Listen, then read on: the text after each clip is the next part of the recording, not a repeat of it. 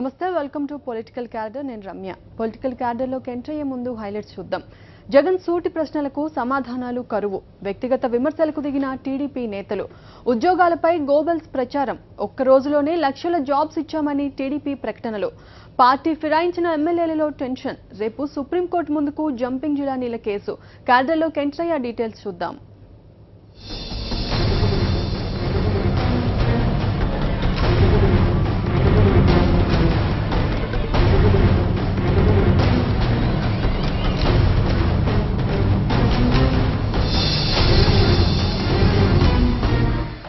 YSR Congress party నిర్వహించిన జై ఆంధ్రప్రదేశ్ సభ ఆంధ్రప్రదేశ్ పాలక పక్షాన్ని అతలాకుతలం చేస్తోంది.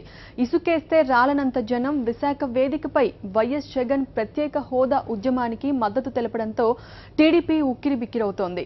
సర్వే నివేదికలు జీవోలతో బల్లగుద్దినట్టు ఏపీ ప్రజలకు చేస్తున్న మోసాన్ని ఎండగడుతూ ప్రశ్నిస్తే టీడీపీ నేతల దగ్గర సమాధానం కరువైంది. జగన్ ప్రశ్నలపై టీడీపీ నేతల మౌనముద్ర. జై ఆంధ్రప్రదేశ్ సభ విజయవంతం కావడంతో ఉక్కిరిబిక్కిరి. అంకెలతో ఏపీ అన్యాయాన్ని నిరూపించిన ప్రతిపక్ష నేత. వైఎస్ జగన్ కు వ్యతిరేకంగా మూకుమ్మడి ప్రెస్ మీట్లు.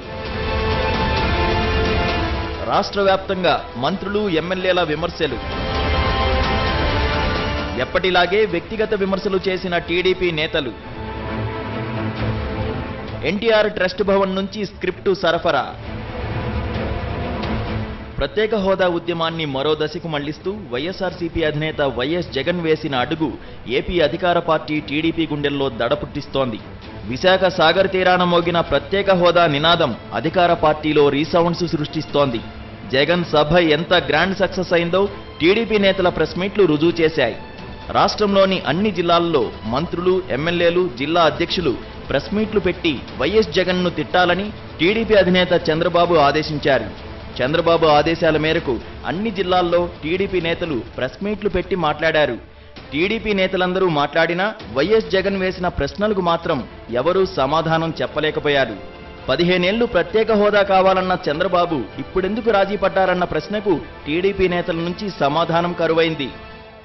ఇదే వేదిక మీద నిల్చుని ఇక్కడే 5 ఏళ్లు కాదు అధికారంలోకి మేమే వచ్చేస్తున్నాం, 10 ఏళ్ళు ఇస్తాం ప్రత్యేక హోదా అన్న మాట ఇక్కడి నుంచే వచ్చింది. ఇవాళ ఇటువంటి పరిస్థితుల్లో అబద్ధాలు చెప్పి మోసం చేసి రాజకీయాలు చేస్తా ఉన్న ఇటువంటి నాయకులకు గుండెల్లో రైళ్లు పరిగెత్తించే విధంగా నాతో పాటు స్వరం కలపండి. జై ఆంధ్రప్రదేశ్. ప్రత్యేక హోదా అవసరం లేదన్నప్పుడు 2 సార్లు అసెంబ్లీలో ఎందుకు తీర్మానం చేశారన్న ప్రశ్నకు మౌనమే టీడీపీ నేతల సమాధానంగా మారింది. 2.5 ఏళ్లలో ఒక్క పరిశ్రమ కూడా ఎందుకు తేలేకపోయారంటే నో కామెంట్ అంటున్నారు. చట్టంలో ఉన్న వాటినే ప్యాకేజీగా కలరిస్తున్నారని గణాంకాలతో సహా నిరూపించిన జగన్ మాటలతో అధికార పార్టీ నేతలకు మాట కరువైంది. 2 ఏళ్లుగా ప్రత్యేక హోదా తెస్తామన్న బాబు ఇప్పుడెందుకు హోదా కోసం ఏపీని తాకట్టు పెట్టారని ప్రశ్నించిన జగన్కు ఒక్క మంత్రి కూడా సమాధానం చెప్పలేదు.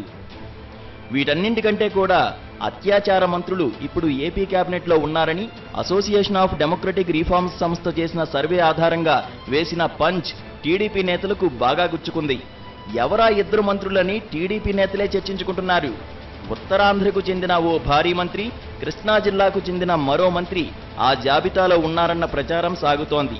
ఈ కామెంటుపై సమాధానం చెప్పలేక అది తమ దృష్టికి రాలేదని టీడీపీ నేతలు తప్పించుకుంటున్నారు. ఎన్ సతీష్, ప్రిన్సిపల్ కరెస్పాండెంట్, సాక్షి న్యూస్. తిమ్మిని బమ్మిని చేయాలంటే టీడీపీ నేతల తర్వాతే ఎవరైనా. అరచేతిలో స్వర్గం చూపించినట్టే ఇప్పుడు ఒక రాత్రిలో లక్షల ఉద్యోగాల లెక్క సెట్ చేశారు. ప్రత్యేక హోదా వస్తే నిరుద్యోగులకు ఉద్యోగాలు వస్తాయని ఓవైపు విపక్ష నేత వైఎస్ జగన్ ఉద్యమిస్తుంటే హోదాను ఢిల్లీ పెద్దల దగ్గర తాకట్టు పెట్టిన టీడీపీ ఇప్పుడు ఉద్యోగాల పేరుతో కొత్త ప్రచారానికి శ్రీకారం చుట్టింది. ఒక్క రాత్రిలోనే 3,53,000 ఉద్యోగాలిచ్చినట్టు ప్రకటన. నిన్నటి వరకు ఏనాడు ఈ లెక్క చెప్పని టీడీపీ ఉద్యోగాల కేటగిరీల ప్రకటనలో పచ్చి అబద్ధాలతో ప్రచారం. 1,43,000 కోట్ల రూపాయలు పెట్టుబడులొచ్చాయట. 2,23,000 ఉద్యోగాలు వచ్చేశాయని ప్రకటన. ఏ కంపెనీలొచ్చాయో ఎవరికి ఉద్యోగాలిచ్చారో చెప్పని టీడీపీ. ఏనాడు సీఎం డాష్బోర్డ్లో కూడా కనపడని గణాంకాలు. టీడీపీ లెక్కలు చూసి ఆశ్చర్యపోతున్న నిరుద్యోగులు. ఈ ఉద్యోగాలన్నీ ఎక్కడున్నాయో తెలియక నివ్వెరపోతున్న యువత. వైఎస్ జగన్ సభతో అతలాకుతలమవుతున్న టీడీపీ. జనం దృష్టి మళ్లించేందుకు అబద్ధపు లెక్కలతో ప్రకటనలు. ఆంధ్రప్రదేశ్కు జరుగుతున్న అన్యాయాన్ని, హోదా రాకపోతే జరిగే నష్టాన్ని అంకెలతో వివరించారు విశాఖ జై ఆంధ్రప్రదేశ్ సభలో వైఎస్ఆర్సీపీ అధ్యక్షుడు వైఎస్ జగన్. 1,00,000 మంది జనం సమక్షంలో 2.5 ఏళ్లలో ఏపీలో ఉద్యోగాలు రాని దుస్థితిని పోసగుచ్చినట్టు వివరించారు.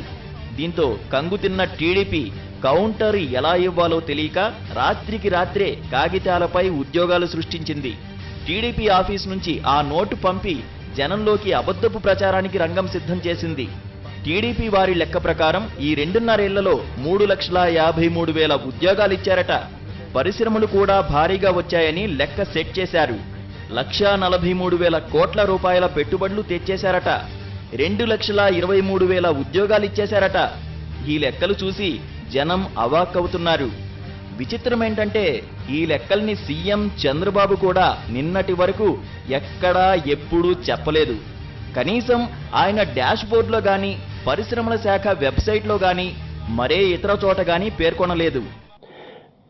మీకు సిగ్గు, ఎగ్గు, లజ్జ ఈ ప్రభుత్వానికి ఉంటే ముఖ్యమంత్రి గారి దగ్గర ఉన్నటువంటి డాష్ బోర్డులో ఈ 1,30,151 ప్రభుత్వ ఉద్యోగాలు ఏ ఊరి వారికి, ఏ సంస్థలో, ఈ ప్రభుత్వంలో ఎక్కడ, ఏ వార్డుకో, జిల్లాకో, ఊరికో సంబంధించినటువంటి వాళ్లకు ఉద్యోగాలు ఇచ్చాము అన్నటువంటి విషయం రేపు సాయంత్రం లోపల ప్రకటించవలసినదిగా డిమాండ్ చేస్తున్నాం. ఎన్నో పరిశ్రమలు వచ్చాయని చెప్పిన వాళ్ళు ఏ పరిశ్రమ ఎప్పుడు ఉత్పత్తి ప్రారంభించిందో చెప్పమంటే నీళ్లు నములుతున్నారు. పరిశ్రమల మాట అటుంచితే బీసీ, ఎస్సీ, కాపు కార్పొరేషన్ ద్వారా 1,00,000 మందికి రుణాలిచ్చేశామని, అవే ఉద్యోగాలని లెక్కగట్టారు. సబ్సిడీ రుణాలను ఉద్యోగాల కింద చూపించడమేంటన్న ప్రశ్నకు సమాధానమే లేదు. ఈ లెక్కల్ని ఇప్పటి వరకు కాపు కార్పొరేషన్, బ్రాహ్మణ కార్పొరేషన్ అధికారులు కూడా ఎక్కడా ప్రకటించలేదు. సీఎం డాష్ బోర్డులో కూడా ఇవి లేవు. కానీ ఎన్టీఆర్ ట్రస్ట్ భవన్ మాత్రం జాబితా ప్రకటించడం ఆశ్చర్యం. కేంద్రం సగం జీతమిచ్చే అంగన్వాడీ కార్యకర్తల ఉద్యోగాల్ని అవుట్సోర్సింగ్ పోస్టులైన ఎంపీఈఓలను కూడా శాశ్వత ఉద్యోగులుగా చెప్పి వాటిని కూడా తమ ఖాతాలో వేసుకుంది టీడీపీ. ఇవి కూడా గతంలో ఉన్న ఆదర్శ రైతులు 25,000 మందిని తొలగించి 6,000 మంది ఎంపీఈఓలను నియమించారు. ఏపీపీఎస్సీ, పోలీస్ కానిస్టేబుల్ పోస్టులు ఇంకా నోటిఫికేషన్ దశలో ఉంటే వాటి ద్వారా 10,000 ఉద్యోగాలిచ్చేశామని పచ్చపార్టీ గొప్పగా చెప్పుకుంది. ప్రత్యేక హోదా లేకపోవడం వల్ల రాష్ట్రానికి జరుగుతున్న నష్టాన్ని వైఎస్ జగన్ అంకెలతో ఉదహరిస్తుంటే వాస్తవాన్ని జీర్ణించుకోలేకపోతున్న టీడీపీ అంకెల గారడీతో ఉద్యోగాలు సృష్టిస్తోంది. ఎన్ సతీష్, ప్రిన్సిపల్ కరెస్పాండెంట్, సాక్షి న్యూస్, విజయవాడ. అడ్డగోలుగా ఫిరాయింపులను ప్రోత్సహించిన చంద్రబాబు నాయుడు ఇప్పుడు పాత టీడీపీ నేతలకు సర్ది చెప్పలేక సతమతమవుతున్నారు. వెనకొచ్చిన కొమ్ములు వాడన్న చందంగా కొత్తగా పార్టీలోకి ఫిరాయించిన వారికి పెద్దపీట వేస్తుండడం పాత నాయకులు జీర్ణించుకోలేకపోతున్నారు. ఫిరాయింపులు జరిగి 5 నెలలైనా ప్రకాశం జిల్లా టీడీపీలో అసంతృప్తుల సెగ ఇంకా చల్లారడం లేదు. ఓడిపోయిన తెలుగుదేశం ఎమ్మెల్యేలు అప్పటి వరకు నియోజకవర్గంలో జెండాలు మోసిన పాత నేతలను కాదని పక్క పార్టీ ఎమ్మెల్యేలను చంద్రబాబు టీడీపీలో చేర్చుకున్నారు. కనీసం తమ అభ్యంతరాలు కూడా పట్టించుకోకుండా ఇతర ఎమ్మెల్యేలను చేర్చుకోవడంపై నియోజక ఇన్ఛార్జీలు తీవ్ర మనస్తాపం చెందారు. ప్రకాశం జిల్లాలో అద్దంకి, కందుకూరు, ఎర్రగొండపాలెం, గిద్దలూరు వైఎస్ఆర్సీపీ ఎమ్మెల్యేలను చంద్రబాబు టీడీపీలో చేర్చుకున్నారు. అద్దంకి పంచాయతీ ఇప్పటికీ తెగడం లేదు. ఈ మధ్యకాలంలో టీడీపీ ముఖ్య నేతలతో మాట్లాడిన కందుకూరు నియోజకవర్గ ఇన్ఛార్జి దివి శివరాం కొంత మెత్తపడ్డట్టు సమాచారం. గిద్దలూరు నియోజకవర్గంలో మాత్రం రచ్చ రగులుతూనే ఉంది. గత ఎన్నికల్లో టీడీపీ తరపున పోటీ చేసి ఓడిపోయిన నియోజకవర్గ ఇన్ఛార్జ్ అన్నె రాంబాబు తీవ్ర అసంతృప్తితో రగిలిపోతున్నారు. గిద్దలూరు ఎమ్మెల్యే అశోక్ రెడ్డి చేరికను బహిరంగంగా వ్యతిరేకించిన అన్నె రాంబాబు ఇప్పటికీ అదే వైఖరికి కట్టుబడి ఉన్నారు. టీడీపీలో జెండాలు మోసిన నిజమైన కార్యకర్తలకు అన్యాయం జరుగుతోందంటూ ఇప్పటికే చాలాసార్లు రాంబాబు ఉద్యమ బాట పట్టారు. జిల్లా మంత్రి సిద్ధా రాఘవరావుకు రాంబాబు సన్నిహితుడు కావడంతో ఆయన సర్ది చెప్పుకుంటూ వస్తున్నారు. తాజాగా జనచైతన్య యాత్రలు ఎమ్మెల్యేల ఆధ్వర్యంలోనే జరుగుతాయని ముఖ్యమంత్రి చంద్రబాబు తేల్చి చెప్పడంతో రాంబాబు మరింత ఆగ్రహంగా ఉన్నారు. ఇప్పటికే 2 దఫాలు రాంబాబును చంద్రబాబు పిలిపించుకుని బుజ్జగించే ప్రయత్నం చేసినా అది ఫలించలేదు. తాజాగా 4 రోజుల క్రితం రాంబాబు నియోజకవర్గ స్థాయి కార్యకర్తల సమావేశం ఏర్పాటు చేశారు. ఈ సమావేశంలో టీడీపీ నాయకత్వంపై తన అసంతృప్తిని వ్యక్తం చేశారు. కొత్తగా టీడీపీలో చేరిన ఎమ్మెల్యే అశోక్ రెడ్డి తమను తొక్కే ప్రయత్నం చేస్తున్నారని రాంబాబు అనుచరగణం మండిపడుతోంది. రాంబాబు ఆగ్రహం అలా ఉంటే నియోజకవర్గంలో తన సత్తా చాటుకునే ప్రయత్నం చేస్తున్నారు ఎమ్మెల్యే అశోక్ రెడ్డి. గిద్దలూరులో ఏర్పాటు చేస్తున్న జనచైతన్య యాత్ర సభకు కార్యకర్తలు జనాన్ని పెద్ద ఎత్తున తరలించారు ఎమ్మెల్యే అశోక్ రెడ్డి. ఆ మీటింగ్కు ఇన్ఛార్జి మంత్రి రావెల కిషోర్ బాబు, జిల్లా మంత్రి సిద్ధా రాఘవరావు, జిల్లా పార్టీ అధ్యక్షుడు దామచర్ల జనార్దన్ను ఆహ్వానించారు. దీంతో జిల్లా పార్టీతో పాటు పార్టీ నాయకత్వం అండ కూడా తనకుందనే సంకేతం ఇచ్చేలా అశోక్ రెడ్డి జనచైతన్య సభ నిర్వహించారు. ఈ మీటింగుకు రాంబాబు హాజరు కాలేదు. అధిష్టానం ఇష్టమొచ్చినట్లు నిర్ణయం తీసుకుంటే నిజమైన కార్యకర్తల భవిష్యత్తేంటని రాంబాబు ప్రశ్నిస్తున్నారు. శ్రీనివాస్, కరస్పాండెంట్, ఒంగోలు. పట్టభద్రులు, ఉపాధ్యాయ ఎమ్మెల్సీ ఎన్నికల వేడి రాయలసీమలో క్రమంగా పుంజుకుంటోంది. శాసనమండలి ఎన్నికల్లో పోటీ చేసే ఔత్సాహికుల సంఖ్య రోజురోజుకు పెరుగుతోంది. ఎమ్మెల్సీ ఎన్నికల్లో కీలకంగా భావిస్తున్న ఓటరు నమోదు ఘట్టం తుది దశకు చేరింది. ఓటు నమోదుకు గడువు ముగియడంతో ఇక ప్రచారం వైపు అందరి దృష్టి మళ్లుతోంది. వచ్చే ఏడాది మార్చి లేదా ఏప్రిల్లో ఆంధ్రప్రదేశ్లో ఎమ్మెల్సీ ఎన్నికలు జరగనున్నాయి. పశ్చిమ రాయలసీమలోని అనంతపురం, కర్నూలు, వైఎస్ఆర్ జిల్లాలో పట్టభద్రులు, ఉపాధ్యాయ ఎమ్మెల్సీ స్థానాలు భర్తీ చేయనున్నారు. గత ఎన్నికల ఓటరు జాబితాను ఎన్నికల సంఘం రద్దు చేసి కొత్త నోటిఫికేషన్ విడుదల చేసింది. ఈ క్రమంలో నవంబర్ 5తో ఓటరు నమోదు గడువు పూర్తయింది. పట్టభద్రులు, ఉపాధ్యాయ ఎమ్మెల్సీ స్థానాలకు పోటాపోటీగా ఓటర్లు దరఖాస్తులు నమోదు చేసుకున్నారు. అనంతపురం, కర్నూలు, వైఎస్ఆర్ జిల్లాల్లో మొత్తం 2,44,354 మంది పట్టభద్రులు శాసనమండలి ఎన్నికల్లో ఓటు హక్కు కోసం దరఖాస్తు చేసుకున్నారు. ఉపాధ్యాయ ఎమ్మెల్సీ స్థానానికి 21,856 మంది టీచర్ల నుంచి దరఖాస్తులు వచ్చాయి. వీటన్నింటినీ అధికారులు క్రోడీకరిస్తున్నారు. ఈ నెల 23న ముసాయిదా ఓటరు జాబితా ప్రకటించనున్నారు. ఆ రోజు నుంచి డిసెంబర్ 8 వరకు అభ్యంతరాలు, క్లెయిమ్స్ దాఖలు చేసేందుకు ఓటర్లకు ఎన్నికల అధికారులు అవకాశం కల్పిస్తారు. ఫిర్యాదుల పరిశీలన, విచారణ తరువాత డిసెంబర్ 30న తుది ఓటరు జాబితాను ఎన్నికల సంఘం ప్రకటించనుంది. మరోవైపు ఓటర్ల నమోదు గడువు పొడిగించాలని వైఎస్ఆర్సీపీ సహా ఇతర రాజకీయ పార్టీలు, ప్రజా సంఘాలు ఎన్నికల సంఘానికి ఇప్పటికే వినతి పత్రాలు సమర్పించాయి. గడువు పెంచుతారా లేదంటే వచ్చిన దరఖాస్తులనే పరిశీలించి ముందుకు వెళతారా అన్న దానిపై ఇంకా సందిగ్ధత కొనసాగుతోంది.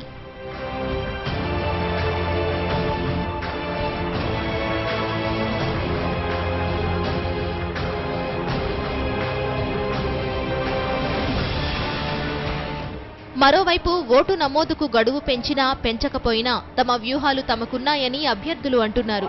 ఇన్నాళ్లు ఓటు నమోదుపై దృష్టి పెట్టిన రాజకీయ పార్టీలు ఇప్పుడు ప్రచార నిర్వహణకు ప్రణాళిక రూపొందిస్తున్నాయి. ఎన్నికల్లో పోటీ చేసే అభ్యర్థుల సంఖ్య రోజురోజుకు పెరుగుతోంది. పశ్చిమ రాయలసీమ పట్టభద్రుల స్థానానికి బరిలోకి దిగిన ఏపీ ఎన్జీఓ సంఘం మాజీ అధ్యక్షుడు బి గోపాల్ రెడ్డికి వైఎస్ఆర్ కాంగ్రెస్ పార్టీ మద్దతు ప్రకటించింది. కర్నూలు జిల్లాకు చెందిన కేజే రెడ్డికి టీడీపీ మద్దతు ఇస్తోంది. ప్రోగ్రెసివ్ డెమోక్రటిక్ ఫ్రంట్ తరపున వరుసగా రెండోసారి సిట్టింగ్ పట్టభద్రుల ఎమ్మెల్సీ డాక్టర్ గేయానంద్ పోటీ చేస్తున్నారు. ఈ ముగ్గురు కాకుండా స్వచ్ఛందంగా పోటీ చేసేందుకు దాదాపు 20 మంది ఉత్సాహం చూపుతున్నారు. పశ్చిమ రాయలసీమ పట్టభద్రుల స్థానం నుంచి పోటీ చేసేందుకు బీజేపీ కూడా ఉత్సాహం చూపుతోంది. భారతీయ జనతా యువమోర్చా ఏపీ అధ్యక్షుడు విష్ణువర్ధన్ రెడ్డి ఈ ఎన్నికల్లో పోటీ చేసేందుకు ఆసక్తి చూపుతున్నారు. అయితే బీజేపీ నాయకత్వం నుంచి ఆయనకు ఇంకా ఎలాంటి హామీ రాలేదు. ఈలోగా కేజే రెడ్డికి టీడీపీ మద్దతు తెలపడంతో బీజేపీ నేతలు చంద్రబాబుపై గుర్రుగా ఉన్నట్లు సమాచారం. మరోవైపు ఉపాధ్యాయ ఎమ్మెల్సీ స్థానానికి పోటీ చేసేందుకు టీచర్స్ యూనియన్ నేతలు ముందుకు వస్తున్నారు. అనేక మంది పేర్లు వినబడుతున్నా ఉపాధ్యాయ సంఘాలు తమ అభ్యర్థుల విషయంలో తుది నిర్ణయం తీసుకునేందుకు కొంత సమయం తీసుకునే అవకాశం ఉంది. విశాఖ జై ఆంధ్రప్రదేశ్ సభ విజయవంతం కావడం వైఎస్ఆర్సీపీ శ్రేణుల్లో ఆనందం నింపుతోంది.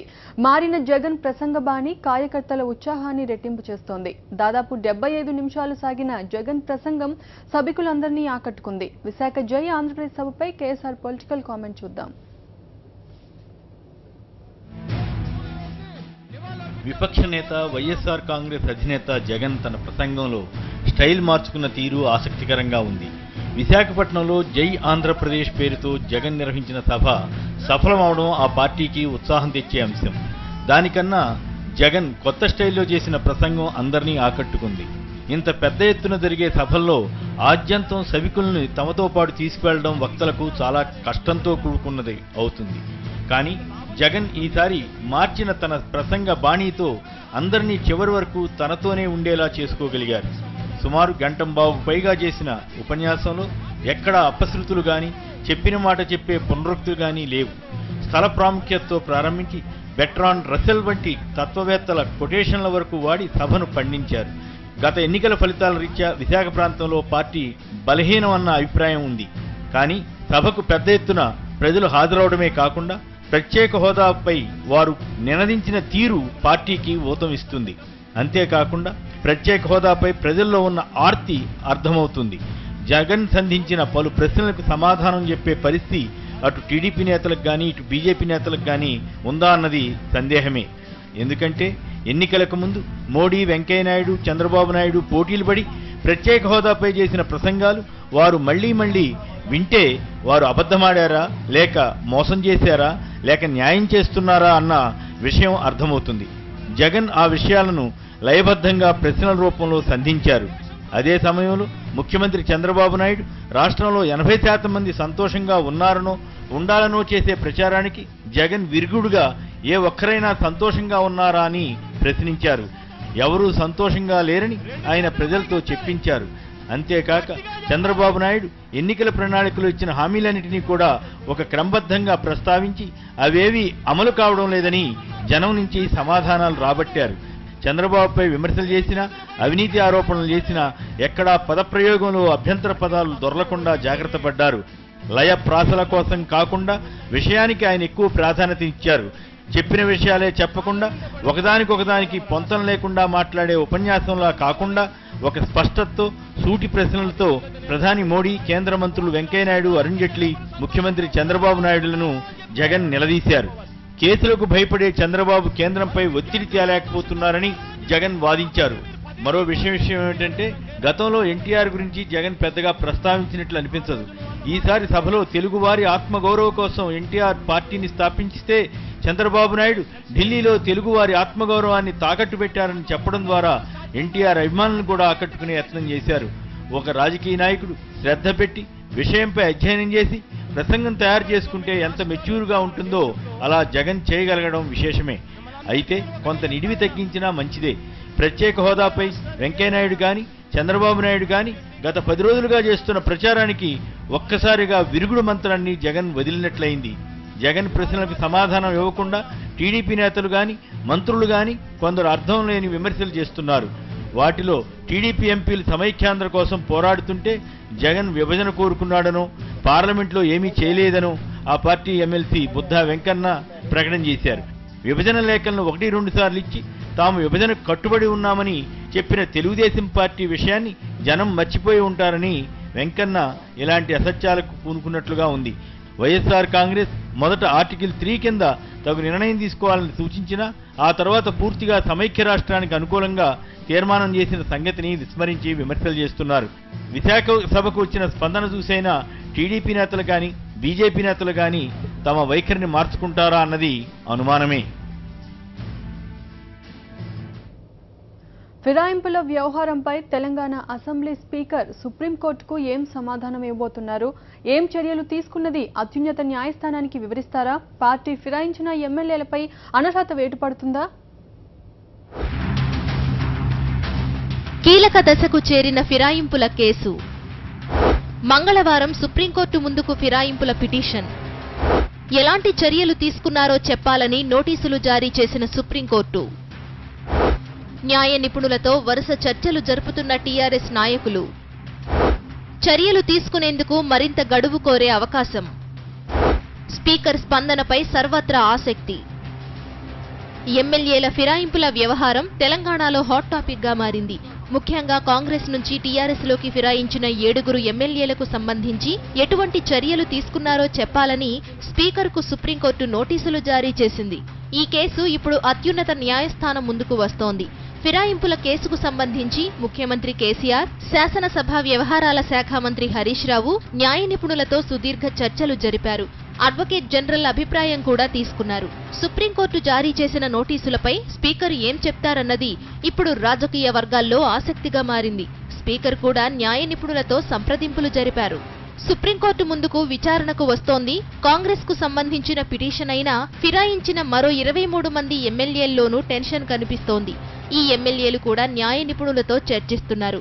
స్పీకర్ సమాధానంపై తమ భవిష్యత్ ఆధారపడి ఉందని వాళ్లు భావిస్తున్నారు. ఆ 7 కాంగ్రెస్ ఎమ్మెల్యేల ఫిరాయింపు కేసులో చోటు చేసుకునే పరిణామాలు తమను ప్రభావితం చేస్తాయని టీఆర్ఎస్ లో ఫిరాయించిన టీడీపీ, వైఎస్ఆర్సీపీ, సిపిఐ ఎమ్మెల్యేలు ఆందోళన చెందుతున్నారు. వివాదాలు రాకుండా, ఉప ఎన్నికల భారం పడకుండా అధికార పార్టీ తమను ఆదుకుంటుందనే భావనలో ఫిరాయింపు ఎమ్మెల్యేలున్నారు. దేశవ్యాప్తంగా ఫిరాయింపుల వ్యవహారం వివాదంగా మారిన క్రమంలో కోర్టు ఏ విధంగా స్పందిస్తుందోనని రాజకీయ వర్గాలు ఆసక్తిగా ఎదురుచూస్తున్నాయి.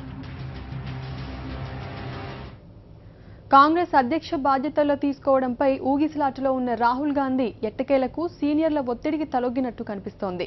అధ్యక్ష బాధ్యతల విషయంలో పార్టీ ఏ నిర్ణయం తీసుకున్నా కట్టుబడి ఉంటానని పరోక్షంగా గ్రీన్ సిగ్నల్ ఇచ్చేశారు. కాంగ్రెస్ అధ్యక్ష బాధ్యతలు చేపట్టేందుకు రాహుల్ రెడీ. పార్టీ నిర్ణయాన్ని శిరసావహిస్తా. అధ్యక్ష బాధ్యతలు చేపట్టాలని సిడబ్ల్యూసీ ఏకగ్రీవ తీర్మానం. నిర్ణయాధికారం సోనియా గాంధీకి. సిడబ్ల్యూసీ సమావేశానికి అధ్యక్షత వహించిన రాహుల్. అనారోగ్యం కారణంగా సిడబ్ల్యూసీ సమావేశానికి రాని సోనియా. కాంగ్రెస్ అధ్యక్ష బాధ్యతలు చేపట్టేందుకు రాహుల్ గాంధీ సిద్ధమవుతున్నట్టు కనిపిస్తోంది. పార్టీ ఏ బాధ్యత అప్పగించినా చేపట్టేందుకు సిద్ధమని కాంగ్రెస్ అత్యున్నత నిర్ణాయక మండలి సిడబ్ల్యూసీలో ప్రకటించారు. ఢిల్లీలో జరిగిన సిడబ్ల్యూసీ సమావేశానికి రాహుల్ గాంధీ అధ్యక్షత వహించడంతోనే బాధ్యతల మార్పిడికి రంగం సిద్ధమైనట్టు సూచనలు కనిపించాయి. అనారోగ్యం కారణంగా కీలకమైన సిడబ్ల్యూసీ సమావేశానికి సోనియా గాంధీ దూరంగా ఉన్నారు. కాంగ్రెస్ అధ్యక్ష బాధ్యతలు చేపట్టాలని ఈ సమావేశంలో సభ్యులందరూ రాహుల్ను కోరారు. సిడబ్ల్యూసీ సభ్యులందరూ కోరడంతో రాహుల్ కూడా ఒప్పుకున్నట్టు తెలుస్తోంది. Entire Congress working committee, unanimously including the former Prime Minister Dr. Manmohan Singh, this time for the first time expressed their strong view that it is high time now in this fight against communal forces, dictatorial forces, Sangh Parivar, RSS, Rahul ji must take over the leadership of the Congress. First time, and we are sure, and we will give this our recommendation to Congress President. I am sure it will get due attention. CWC నిర్ణయాన్ని ఇలా బహిరంగంగా ప్రకటించడం మొదటిసారని Congress వర్గాలంటున్నాయి. Line క్లియర్గానే ఉన్నా రాహుల్ మాత్రం UP ఎన్నికల తర్వాతే party పగ్గాలు చేపట్టాలనుకుంటున్నట్టు సమాచారం. ఉన్నపళంగా పార్టీ బాధ్యతలు చేపట్టడం వల్ల అనుకూల పరిణామాల కంటే ప్రతికూల ప్రభావాలే ఎక్కువగా ఉంటాయేమోనని రాహుల్ టీం ఆందోళన చెందుతోంది. అధ్యక్ష మార్పు కంటే ముందే ఏఐసీసీలో చేపట్టాల్సిన మార్పులు చేర్పులపై రాహుల్ టీం కసరత్తు చేస్తోంది. ఏఐసీసీ కార్యవర్గ కూర్పుపై రాహుల్ గాంధీ ఏడాదిన్నరగా సంప్రదింపులు సమాలోచనలు చేస్తున్నారు. సన్నిహితులతో చర్చిస్తున్నారు.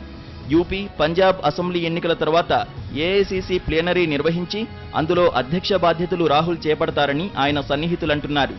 పార్టీలో సీనియర్లందరికీ రాహుల్ అధ్యక్షుడు అనేటటువంటి స్పష్టమైన సంకేతాలిచ్చేందుకే ఏకే యాంటనీ ద్వారా సిడబ్ల్యూసీ నిర్ణయాన్ని ప్రకటింపజేశారని విశ్లేషకులు అంటున్నారు. ఇది ఇవాల్టి political cadre. Next 4th state చూద్దాం. State tune.